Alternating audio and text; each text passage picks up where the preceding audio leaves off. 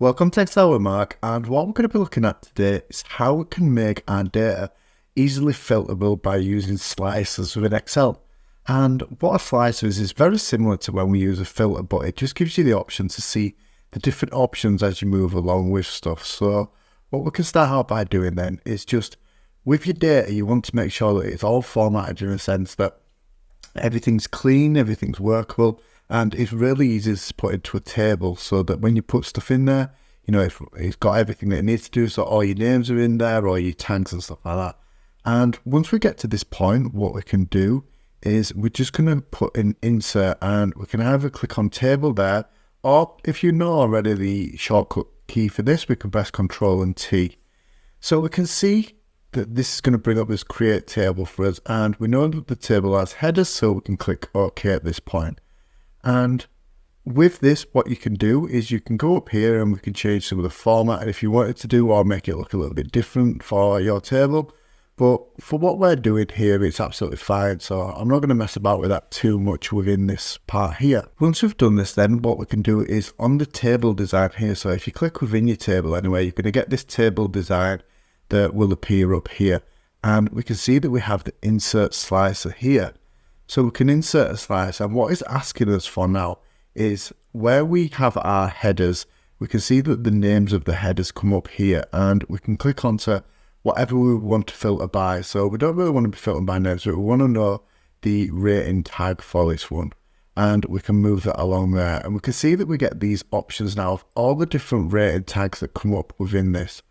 And what you can do is you can change how this looks a little bit, so you can just come up here and we can click this so it works on a 3-over-3 basis, and we can just click and drag it along so it works with our data and it clicks there. And what this does is, rather than having to go in and manually filter things now, we can just click onto the respective tag that we would want, and we can see now that it's just going to automatically filter our data out based on that respective tag.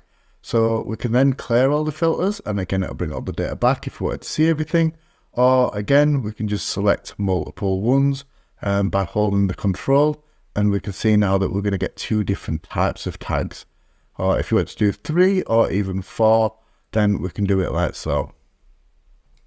So that's a cool way of using filters, and they're really good at being able to filter out all of the data. What I've done now is just quickly insert another column here, and we can see that I just put numbers of 1, 2, 3, 1, 2, 3 repeating. And with the slicer that we have, you can also put multiple criteria within this. So if we click back within the table, we can go to the table design and we can insert another slicer. We can see now that the number one has appeared, and we can click into this. So with this now, we can break this down. So if we said we wanted, if we found one there, so we want the TVG one, but we only want the 3, and we can see that by doing this we get multiple criteria that we can quickly filter out, and it makes things really easy to be able to see what we actually wanted within our different filters. So we'll clear both the filters there, and like I say, you get plenty of different options. So TVPG, and then we could say we only wanted to see the 3 ones again, and you know, you can see that it just filters it out. So a cool way of using slicers there. So you can use it for multiple criteria within your data depending on what you've got, and it just gives people the option to see all the options that are available to them as they're moving through. And as you're clicking through and working through your data, then like I say, you can see the different options break down and what is available to you at that respective time and what it leaves within your data. But any questions, don't forget, leave them in the comments below, and I will hopefully see you again.